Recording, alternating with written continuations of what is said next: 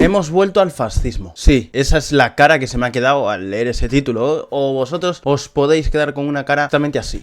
Sí, esto ha sido un vídeo que se me recomendó en YouTube. Y mira, cabe recalcar que al entrar al vídeo dije, coño, ahora que veo el vídeo, me concuerda la estética del personaje. No voy a rayaros más y vamos a verlo y recordar, todos los líderes fascistas de este mundo que todos hemos estudiado en clase han surgido del socialismo, por así decirlo, la izquierda progresista. ¿Veis a lo que me refería por la estética, no? La palabra de la época, facha, fascista. Una palabra que evoca a la vez miedo y cansancio porque es que a todo lo llamáis fascista. Pero, ¿qué es el fascismo? Nadie duda cuando llamamos fascismo a Mussolini o a Hitler. Pero Líderes de Hitler, por ejemplo, del Partido Nacional Socialista.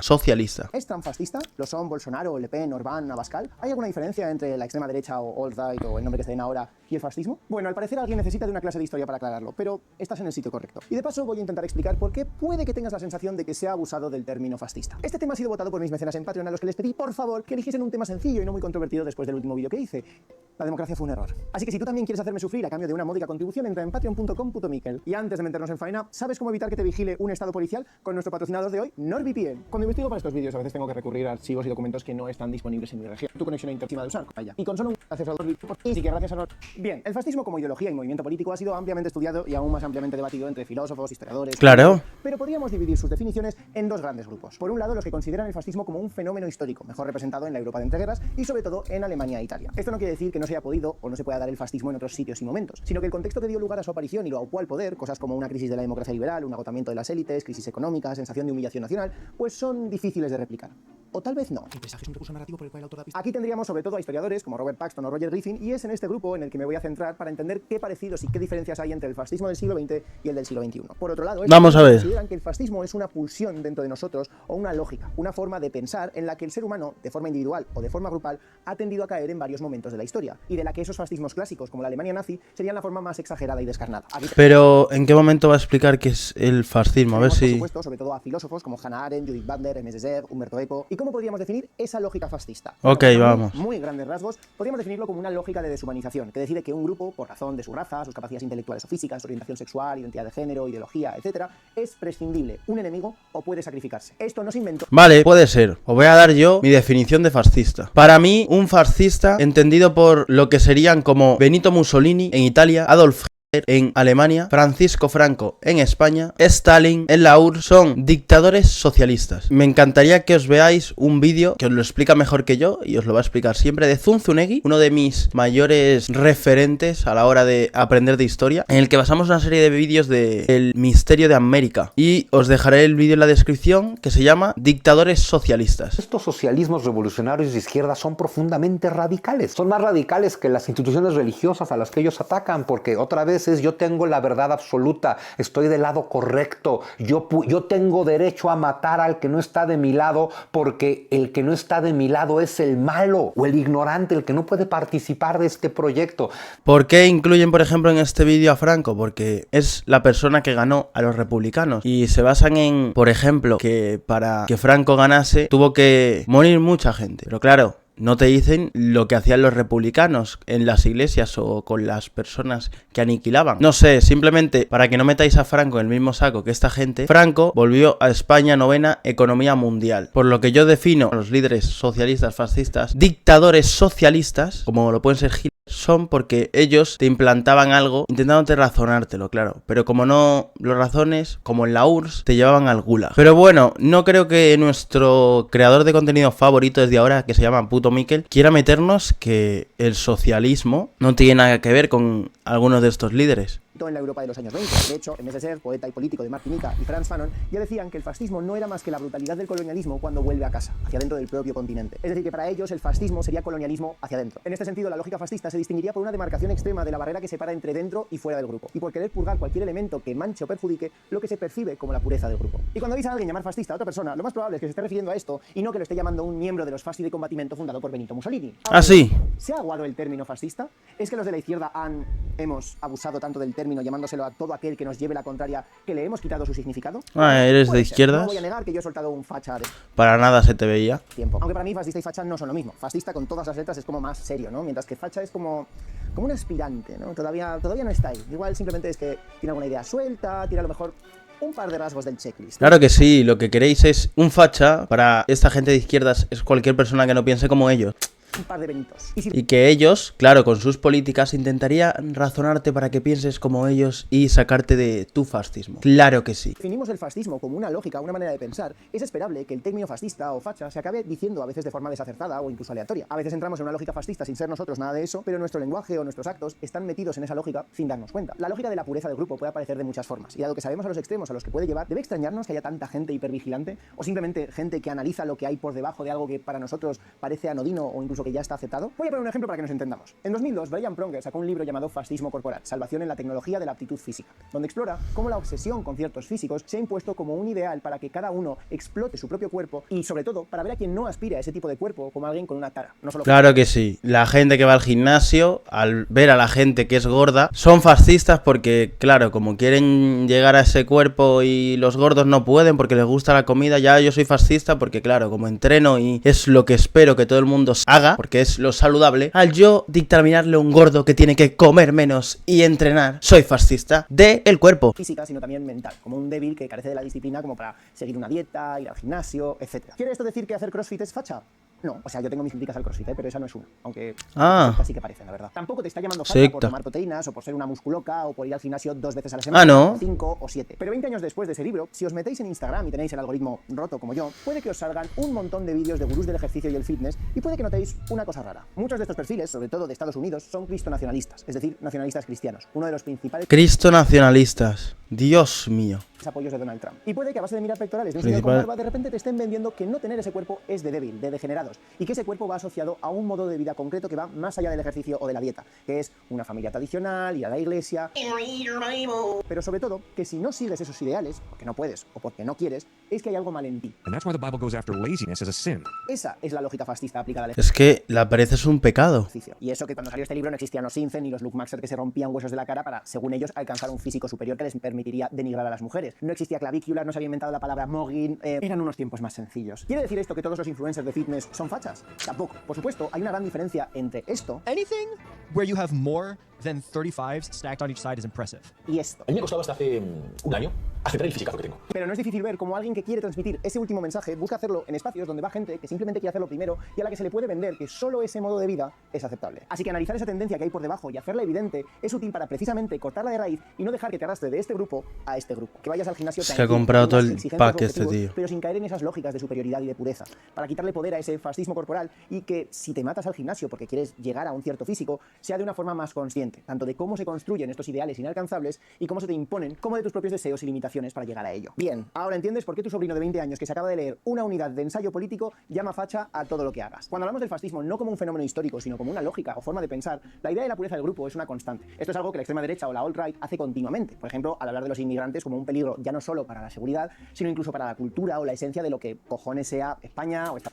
Vamos a ver, ¿y por qué la mayor parte de los inmigrantes son los que cometen delitos? En Estados Unidos pasa lo mismo. Y lo digo a las personas de mi sector, las personas negras son las que más cometen los delitos. Y por eso eres facha, por dar datos. ¿Qué datos me das tú? Estados Unidos, o Europa, Occidente, lo que sea. Esta alusión continua a la pureza del grupo, étnico o nacional, es efectivamente una lógica fascista. Ahora bien, hace... Claro, es fascista no querer que, no sé, te roben en la calle. ¿Qué me estás contando? ¿Esto la extrema derecha de hoy, sea Abascal o Trump o Orbán, fascistas? Sí. Bueno... Vale, no, esto habrá que explicarlo. Y para eso vamos a ir a la otra forma de entender el fascismo, como un fenómeno histórico. ¿Qué es el fascismo y en qué se parecen y en qué se diferencian el de hace 100 años y el actual? Bueno, antes de meternos en faena, un pequeño disclaimer. No voy a hacer de psicoterapeuta de los fascistas. Sé que hay gente que le encanta decir que el nazismo o el fascismo son trastornos mentales o decir que Franco era un acomplejado que tenía un trauma sexual o peor aún que era un gay en el armario. Esto no solo es una gilipollez porque no puedes hacer terapia a los muertos. Es altamente irresponsable y peligroso. Primero, porque parece que así excusa el fascismo, le quita responsabilidad. Si sus madres les hubieran dado cariño de pequeños, pues no... Es que claro, como vosotros no teníais padres, juzgáis a cualquiera que no piense como vosotros porque claro, como se han criado sin padre, porque tú me dices a mí que este chaval tiene padre y es que el padre tiene que ser igual que él, literalmente un Jenner. No hubieran salido fascistas, a lo mejor. Lo segundo, porque no nos prepara para entender que en el fascismo era absolutamente normal participar, colaborar o ir con la corriente. La mayoría de dirigentes fascistas eran personas completamente normales y hacían atrocidades, y daban las órdenes o las seguían entendiendo que eso era algo necesario, o miraban a otro lado y continuaban con su vida mientras perseguían a sus vecinos. O sea, los nazis inventan la solución final porque llevaban años con soluciones intermedias, años normalizando el perseguir a millones de personas que entendían como un peligro simplemente por ser judíos. Y de hecho surge tras un estudio de qué métodos seguir para que el asesinato de millones de personas fuera menos duro psicológicamente para los que apretaban el gatillo. Y es lo que está haciendo la izquierda hoy en día, lo mismo que Hitler. Os estáis metiendo con el Estado israelí por las guerras y tal, y maldecís, y coño, vosotros mismos hacéis los memes de el señor del bigote tenía razón. Gas en vez de pelotón de fusilamiento porque es más rápido, más efectivo y no tienes que mirarles a la cara. El holocausto se dio en cámaras de gas y no en pelotones de fusilamiento porque estudiaron que era más rápido, más efectivo y no tenían que mirarles a la cara. Y esa deshumanización del judío, del negro, de la lesbiana, del woke, del enemigo del pueblo en definitiva, no es un trastorno. Es una pendiente resbaladiza en la que cada paso está perfectamente justificado a nivel interno. Ahora, para entender parecidos y diferencias entre el fascismo clásico de hace 100 años y lo que estamos viendo ahora, creo que conviene ver cómo se desarrolla el fascismo. Así que para esto voy a seguir las 5 fases que establece Robert Paxton en su libro Anatomía del fascismo. La primera fase es la creación de movimientos. Aunque hay distintos movimientos a finales del siglo XIX y principios del XX que podrían llamarse protofascistas, el fascismo como tal surge tras la Primera Guerra Mundial, en un contexto en el que la política ya era un asunto de masas y en el que las naciones europeas podían estar afrontando distintas crisis. Pero el fascismo tendrá éxito en Alemania e Italia, países que habían perdido la guerra y donde a la crisis política se le sumaba una crisis económica y un sentimiento de humillación. La cosa es que los propios fascistas no dieron un programa como tal, es decir, el fascismo no se basaba en una ideología coherente y sistemática, sino que fue una respuesta a una crisis percibida en una época de política de masas. Uno de los mayores problemas a la hora de definir el fascismo es que estuvo transformándose continuamente y sus programas eran muy fluidos. El fascismo no se apoyó explícitamente en un sistema filosófico elaborado, sino más bien en sentimientos populares sobre razas dominantes, su suerte injusta y su derecho a imponerse a pueblos inferiores. Es decir, el fascismo no por qué lo que plantean sus mensajes.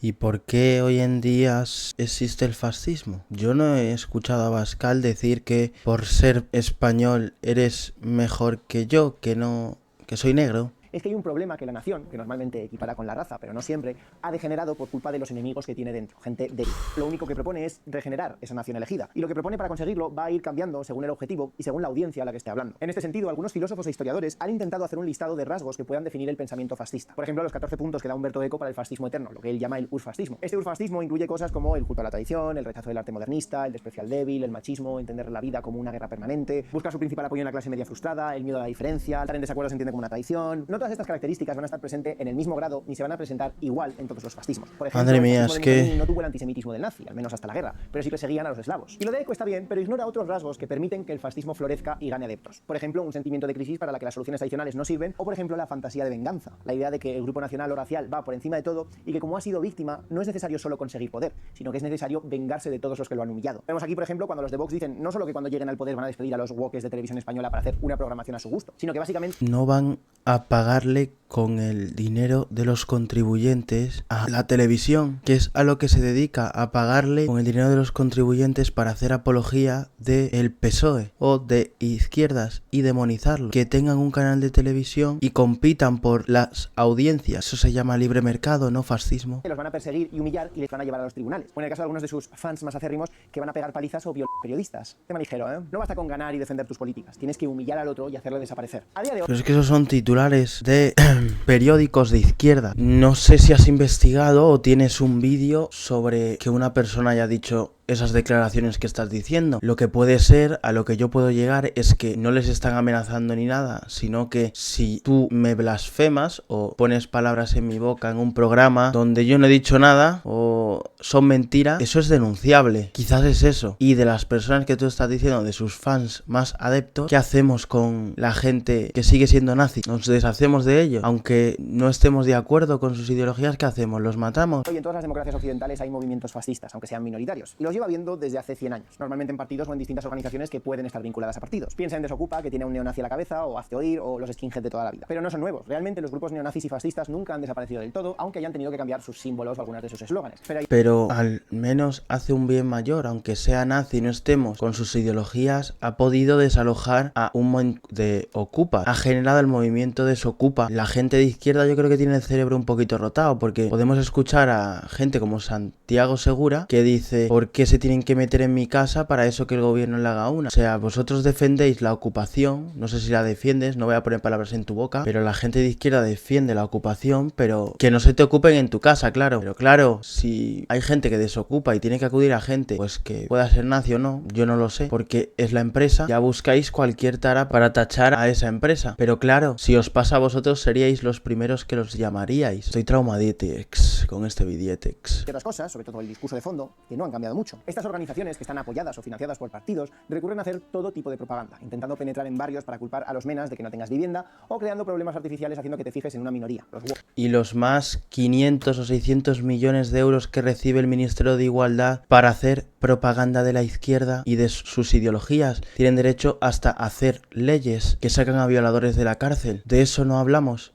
La gente trans, como si fueran la raíz de todos los problemas que sacuden al Estado. Esto ya lo hacía el escuadrismo de las camisas negras fascistas o las camisas pardas nazis, que no solo culpaban a los judíos o a los extranjeros de las crisis que estaban atravesando Italia y Alemania, sino que además recurrían a la violencia para asustar a esas minorías. Esto nos lleva a la fase 2, el arraigo en el sistema político. La estrategia para que el fascismo eche raíces puede variar, pero el fascismo siempre necesita ayuda externa para prosperar, y normalmente esa ayuda la dan las élites. Una de las primeras definiciones del fascismo la dieron los marxistas, que con Mussolini apenas asentado en el poder ya definían el fascismo como el arma de la alta burguesía para controlar al proletariado cuando los instrumentos legales y normales del Estado ya no eran suficientes. Líderes de izquierda, ¿dónde metéis el marxismo? Es también el comunismo donde lo metéis. Y cuando los marxistas, los de la URSS, financiaban a Cuba para hacer otra dictadura más socialista y que lleva hasta hoy esa dictadura y tiene a los pobres cubanos viviendo en la miseria. Así, por ejemplo, lo entendían Gramsci o Bertolt Brecht, que llamaba al fascismo la fase histérica del capitalismo. Capacitista Bertolt. Y aquí no les falta razón. Mussolini fue socialista antes de la Primera Guerra Mundial, pero en cuanto creó los Fasci di Combattimento en 1919, uno de sus primeros actos, menos de un mes después de la fundación, fue invadir las oficinas del diario socialista Avanti, que Mussolini había dirigido algunos años antes. Los siguientes años, Mussolini formaría escuadras que se dedicarían a prestar sus servicios a los terratenientes para tener controlados a los sindicatos y los obreros. Mussolini llega con su ejército, sitia Roma, le manda una carta al rey que dice: o me entrega el poder o tomamos la ciudad, o me entrega el poder o marchamos sobre Roma. Así es como en 1925 se proclama dictador, destituye del gobierno a todos los que no son del partido fascista, disuelve todos los partidos, ejerce control sobre la prensa. No sé si le suena todo eso, pero bueno. Y empieza a hacer obras monumentales y faraónicas, gigantescas y carísimas que no funcionan. No sé si le suena eso. Es decir, fue un socialista de derecha que se nos volvió loco y que al final no tuvo más remedio que lo mismo que tienen los socialistas de izquierda de hoy. Cuando ya tu sistema no funciona, pero tú no piensas dejar el poder, pues te aferras a la violencia como la única forma de sostenerte en el poder, que es lo que acabó pasando. Entre los primeros en unirse a Mussolini hubo bastantes intelectuales y sindicalistas que estaban desencantados con el movimiento obrero porque los acusaban de ser poco patriotas durante la guerra. Pero muchos de estos sindicalistas e intelectuales que se unieron a Mussolini en un primer momento acabarían rápidamente desencantados porque en cuanto Benito llegó al poder, lo primero que hizo fue prohibir las huelgas, disolver los sindicatos y financiar a distintos industriales. No sé si podemos entender... Voy a atacar la idea de poco patriota. Yo, una persona patriota, debería de estar capaz para ir a la guerra por su país. Bueno, está obligada y es hombre. Por ejemplo, tú deberías de ir a la guerra si España cae en guerra. Y no sé, pero al menos te defenderías. ¿Eso te convierte en patriota? No lo sé. Es que no he entendido. Es que son tantas... Es tanta información zurda que me tiene agotado ya, ¿eh? Esto lo digo simplemente por los imbéciles que sé que van a llegar aquí a decir que Hitler era socialista porque el partido nazi se llamaba nacionalsocialista. O sea, salario no quiere decir que te vaya a pagar en sal. Esto no quiere decir que las élites tradicionales creasen el fascismo en un laboratorio para acabar con los obreros. Hubo una cierta tensión. Hitler no era socialista sin diablo. Hitler, por el contrario, siempre usó la violencia, por supuesto, pero es el amo y señor de la ideología. O sea, ese sí es: vamos a adorarle la píldora a los alemanes, vamos a transformarles la mente. Es un proyecto de reingeniería social, como el de, no sé, la 4T, que es un proyecto de reingeniería social. La idea de un grupito determina cómo deben de ser todos. Pues en eso no se distingue mucho. Y también te dicen quién es el pueblo bueno y quién no, y quién es el amigo y quién es el enemigo, y quién es el aliado y quién es el traidor. Pero bueno, el del bigotito nació ya con bigotito seguramente en 1889. Y en 1919 no volvió a Austria, donde lo consideraban traidor por haberse enrolado en otro ejército, aunque fueran aliados. Y entonces se va a Múnich, donde va a trabajar como espía del ejército. Lo mandan a espiar al Partido Socialista de los Trabajadores, y en lugar de espiarlos se convierte en su líder. Entonces Hitler se convierte en el líder del Partido Socialista de los Trabajadores. Es socialista, su discurso es para los trabajadores. Lo que Mussolini y él van cambiando es la idea de destruir la estructura. Al final la destruyen de todas formas, porque el colectivismo no puede ser otra cosa más que destructivo. Acuérdate, aquí no importa izquierda y derecha, hablamos de colectivismo, hablamos de sistemas que atentan absoluta y profundamente contra tu libertad, porque tu felicidad les importa un carajo, básicamente. Porque el discurso fascista al principio criticaba los valores burgueses, criticaba el capitalismo financiero internacional. En parte porque según donde tuvieran que dar el meeting cambiaban el mensaje sin ningún tipo de vergüenza. Pero también porque su mensaje no era anticapitalista. Su mensaje era contra esa parte internacional del capitalismo. Ellos lo que defendían era que había que tener grandes industriales y empresarios nacionales. Lo que querían era un capitalismo nacional fuerte, un Italia First, si me entendéis. El fascismo se proponía unir a los ciudadanos de todas las clases sociales, pero no a base de acabar con las clases, sino a base de subrayar la identidad nacional, mientras se mantenían las diferencias de clase. El obrero no va a tener derechos y el empresario va a tenerlos todos, pero sois todos italianos. Consolados comiendo un plato de pasta juntos. La cosa es que en este primer momento el fascismo asustaba un poco a las élites, porque eran muy violentos, tenían un discurso que no se terminaba de entender del todo, pero ¿sabéis qué les asustaba más? El socialismo. Y el comunismo ya ni te cuento. En la Europa de entreguerras, países como Alemania o Italia estaban pasando por una crisis no ya económica, sino social y política. Las elecciones a menudo daban resultados con los que era imposible formar gobierno, y el socialismo seguía creciendo. Dado que apenas unos años antes ya había habido una revolución comunista en Rusia, la amenaza del socialismo era bastante real. Así que cuando Mussolini demostró que con sus escuadras podía mantener a los sindicatos a raya, pues básicamente los conservadores le entregaron el gobierno. Así llegamos a la fase 3, la toma del poder. En Alemania, Hitler intentó algo parecido y dio un golpe de estado fallido, el Putsch de Múnich. Pero como salió mal y acabó en la cárcel, decidió recalibrar para crear el partido nazi, que consiguió crecer, pues básicamente aprovechando el descontento de un país en crisis y agotado con las élites, hasta acabar convirtiéndose en un apoyo necesario de esas mismas élites que veían a los nazis como la única alternativa para evitar el socialismo. ¿Qué tiene que ver con hoy en día? No llegó al poder por convencimiento popular. Existe el mito de que Hitler llegó al poder porque fue el más votado, pero no. El partido nazi obtuvo un 37% de los votos en julio de 1932. Lo que pasaba es que no podía formar gobierno nadie. Hitler quiso jugársela a forzar otras elecciones porque, aunque le ofrecieron formar gobierno y nombrarle vicecanciller, él quería ser canciller, porque el vicecanciller pues básicamente era un puesto más bien simbólico. Y en las siguientes elecciones, en noviembre de 1932, el apoyo a los nazis había bajado a un 32%. ¿Sabéis cómo llegó Hitler al poder? Pues básicamente porque Franz von Papen, el líder conservador, quería que no gobernasen los socialistas y llegó a un acuerdo secreto con Hitler para nombrarle canciller pensando que podría controlarle. Efectivamente,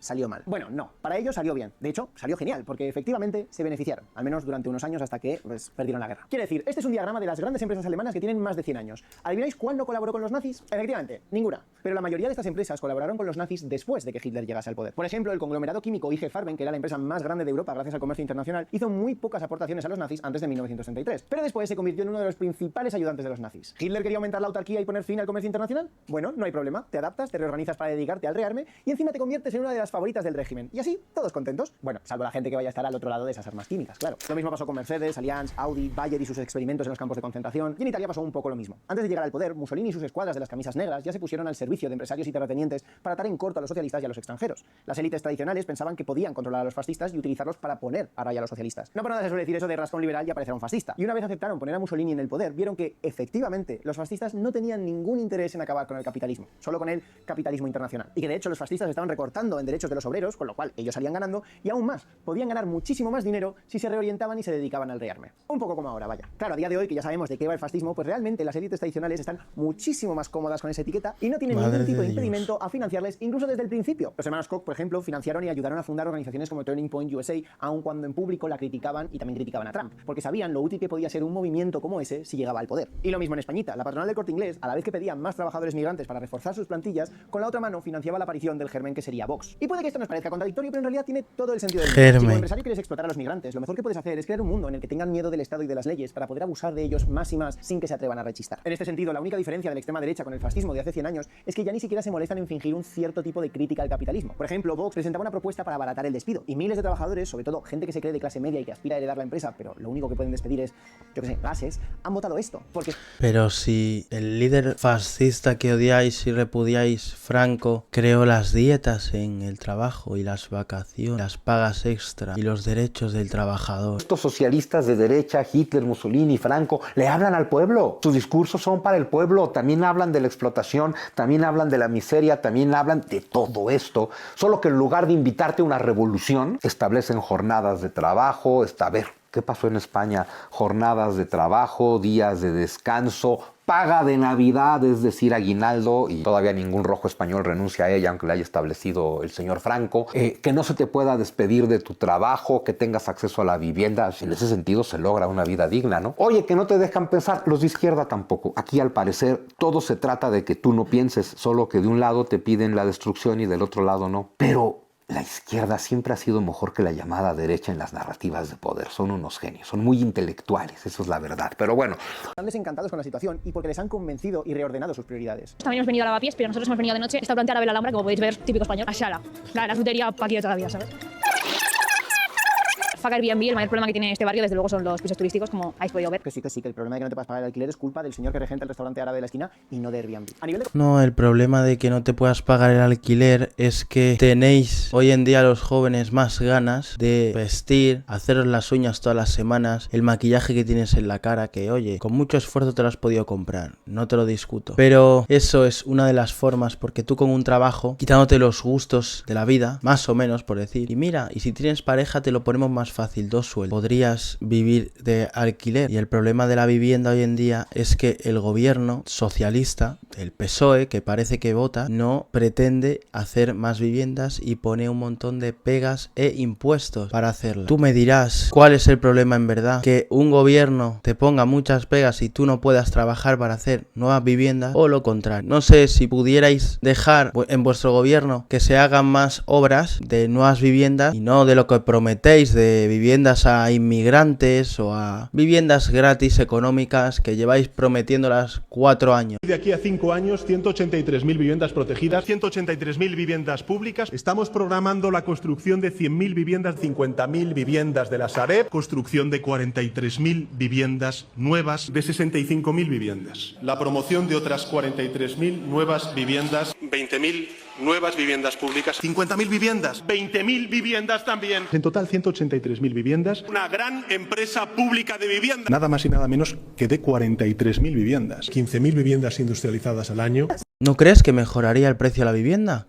¿O es que no quiere que mejore? Contexto, la gran diferencia con el fascismo de hoy es que en 1920 la amenaza de una revolución comunista en Europa era bastante real. Había un tejido obrero y sindical muy bien articulado que precisamente el fascismo ayudó a desarmar en cuanto llegaron al poder. Pero hoy día todo ese tejido obrero organizado ya está desmontado. Y no por el fascismo de entreguerras, sino por el neoliberalismo de los últimos 50 años, la atomización de las plataformas, la privatización de los espacios públicos, las redes sociales y un larguísimo etcétera que se escapan del objetivo de este vídeo. Y de este canal, no votéis este tema, no lo voy a hacer. Hoy día no hay una amenaza de una revolución socialista, al menos creíble. Ya lo siento por mis panas que se la pagan al día en redes sociales diciendo que el comunismo va a llegar. Tampoco acabamos de salir de una guerra en la que nos podamos sentir humillados y decir que hay que regenerar la nación. Así que, ¿por qué parece que el fascismo vuelve a estar de moda? Bueno, es que el pánico moral de nuestra era no es que la nación vaya a desaparecer por los rojos, sino por la invasión migrante, sobre todo la de países islámicos. En este sentido, el fascismo necesita de un desastre, y si no lo encuentra, se lo inventa. Como dice... Es que existe ese desastre. Actualmente nos están alcanzando la sociedad islámica. El Islam puede tener... Bueno, voy a preguntar. Mira, de cristianos hay 2.300 millones de personas y de musulmanes 1.900 a 2.000 millones en crecimiento. ¿Por qué esto? Porque países, por ejemplo, como Arabia Saudí, les renta que vengan de Marruecos, de todos los lados, a España, hacia Europa, simplemente para implantar la ideología y que la ideología islámica sea potencia. Cuando ellos tengan el poder, me gustaría verte a ti vestido así, a ver qué te harán en la calle. Richard Seymour en su libro Nacionalismo de Desastre, la nueva ultraderecha está obsesionada con las imágenes de desastres, o lo que ellos perciben como desastres, vaya, imágenes de pateras, de un marroquí casándose con una española, una mujer con hijab, ya sean fotos, montajes o generadas por inteligencia artificial, esas imágenes circulan para presentarse como un problema, algo que amenaza a la mismísima raíz de la nación.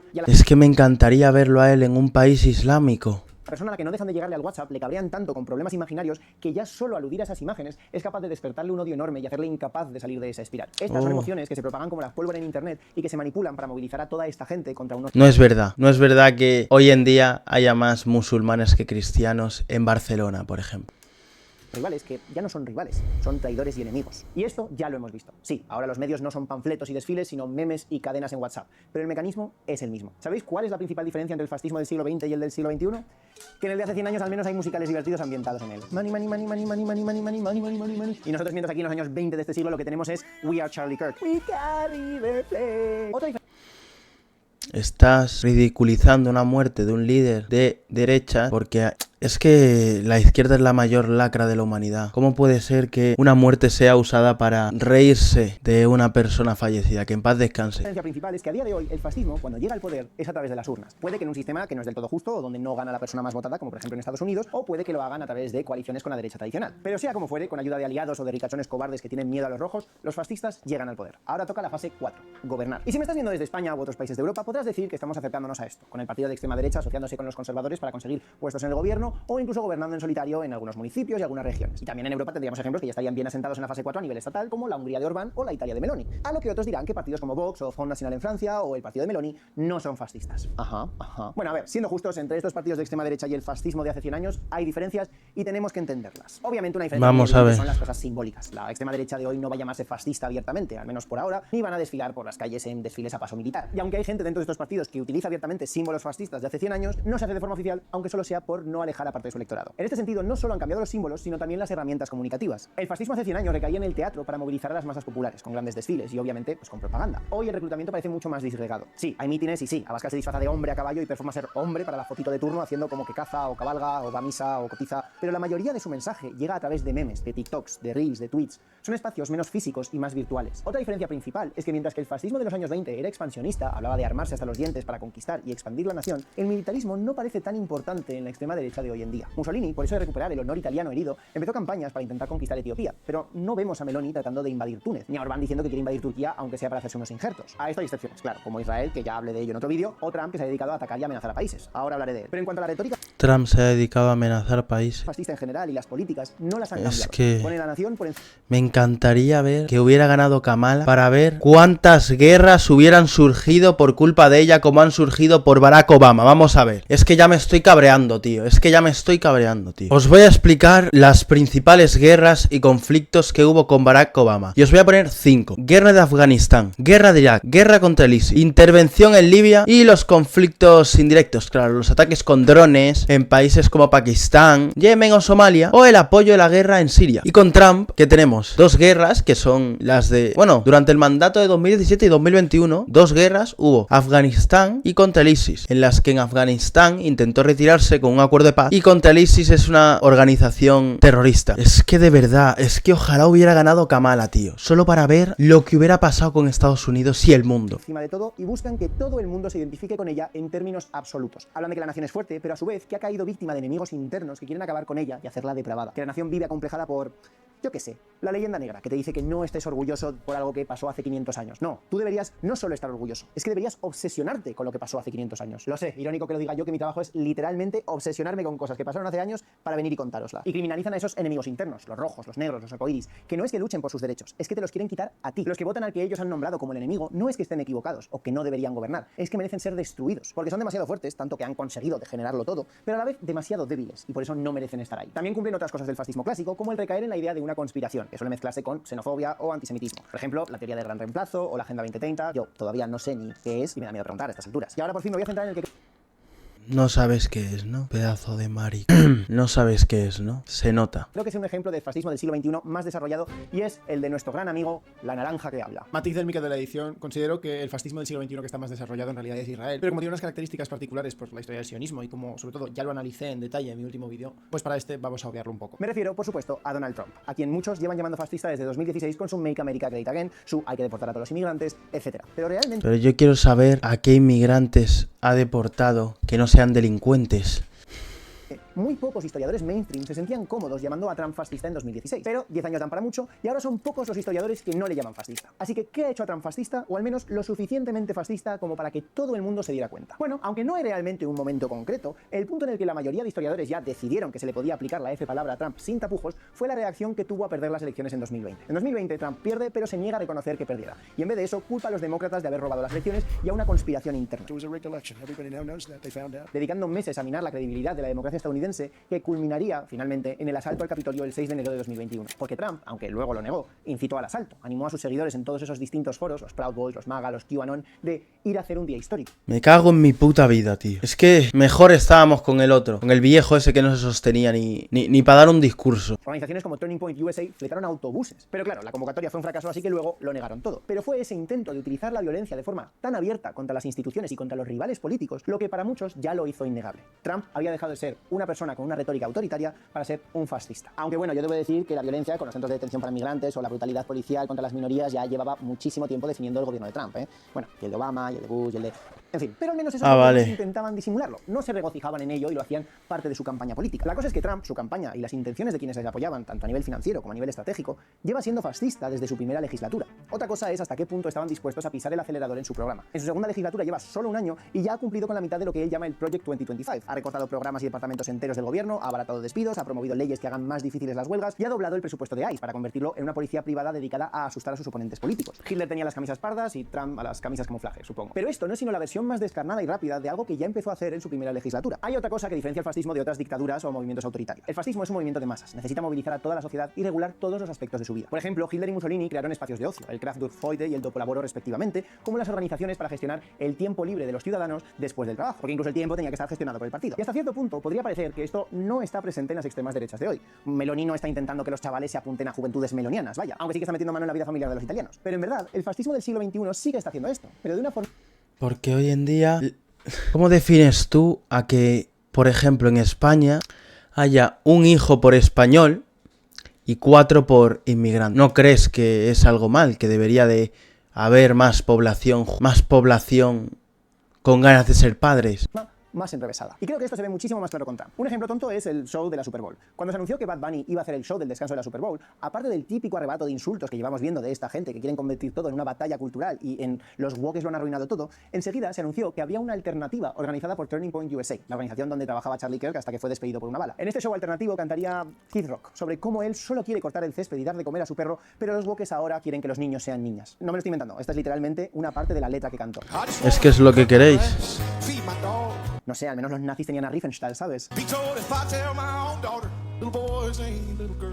O de una forma más exagerada, la compra de TikTok por empresarios cercanos al entorno de Trump, que no ha escondido el hecho de que quiere utilizarlo como propaganda. De nuevo, lo que cambia es la forma de hacerlo en un espacio que ya está desarticulado y que es digital. Trump no necesita crear organizaciones que rivalicen con los sindicatos porque estos ya están desmontados. Le basta con infiltrarse y movilizar Reddit o 4chan o comprar TikTok. Y aquí llegaríamos a la última fase del fascismo, el largo plazo, en el que Paxton defiende que el fascismo o bien se radicaliza progresivamente hasta deshilacharse o bien elige transformarse en otra cosa. El ejemplo más claro de radicalización precisamente es el que se nos viene a la cabeza cuando alguien dice fascismo, la Alemania nazi. La retórica fascista y el control de la vida de los ciudadanos fue creando una radicalización por partida doble. Desde arriba, el discurso de la pureza y los enemigos internos tenía que seguir buscando más enemigos y más pureza para poder sobrevivir y reproducirse, ya fuera para ganar méritos dentro del partido y ascender o para satisfacer al público. Desde abajo, no entiendo cómo estoy aguantando hasta el final. En la gloria de la nación por venir, acabó también desensibilizando al alemán medio, haciéndolo más cómplice, menos dispuesto a denunciar la persecución de judíos, discapacitados, gitanos. Aun cuando la persecución era cada vez más dura, los alemanes estaban cada vez más acostumbrados a esa normalidad y a verlos no solo como inferiores, sino como sus enemigos. La otra opción que defiende Paxton es que el fascismo puede transformarse en otra cosa, derivar en un autoritarismo más tradicional. Un ejemplo es el franquismo. El líder de Falange, José Antonio Primo de Rivera, fue fusilado básicamente al principio de la guerra civil, con lo que esa élite tradicional, sobre todo militar, pudo dominar Falange relativamente rápido y ponerla a su servicio. La definición de Franco y el franquismo como fascista es un tema algo complicado y debatido porque a lo largo de los 40 años de dictadura el franquismo se adaptó. Casi todos los historiadores coinciden con que la dictadura de Franco fue fascista en sus inicios y hasta por lo menos los años 40 cuando Hitler perdió la guerra. En este tiempo el franquismo abrió campos de concentración, se dedicó a purgar la nación de enemigos, buscó la autarquía. Falange quedó integrado dentro de la Falange española tradicionalista y de las Jons, que son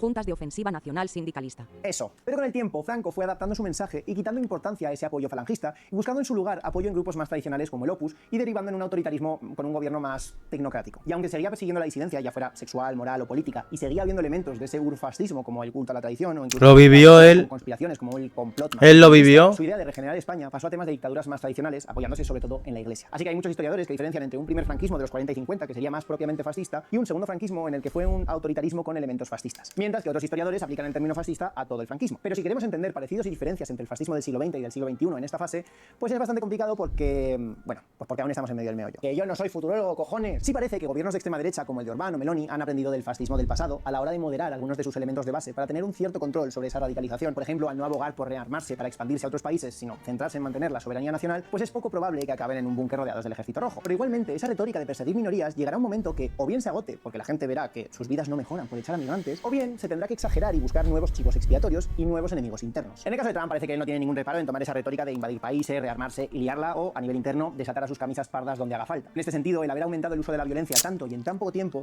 parece que está llevando a radicalizarse cada vez más. Los apoyos de Trump han declarado la guerra a la empatía porque la empatía cristiana es ahora de débiles y parece que la situación se sigue y se sigue tensando hasta, pues por ejemplo, un conflicto abierto. Realmente este vídeo es complicado de hacer no solo porque sea un tema polémico, sino porque es difícil resumir el fascismo, porque este es un movimiento y una ideología que se ha adaptado a cada contexto en el que ha prosperado. Ni siquiera en los años 20 el fascismo y el nazismo eran iguales. no controlaron a su población de las mismas formas, ni persiguieron siempre a las mismas minorías. Hoy día, por supuesto, vivimos en un mundo distinto, donde el tejido social es diferente y los medios de comunicación también. Por lo que el fascismo no va a venir con esvásticas y uniformes, pero tampoco con grandes desfiles todos a juego. Viene con memes en TikTok o con gorros rojos. La crisis no es por haber perdido una guerra o por... ¿Y vosotros qué hacéis?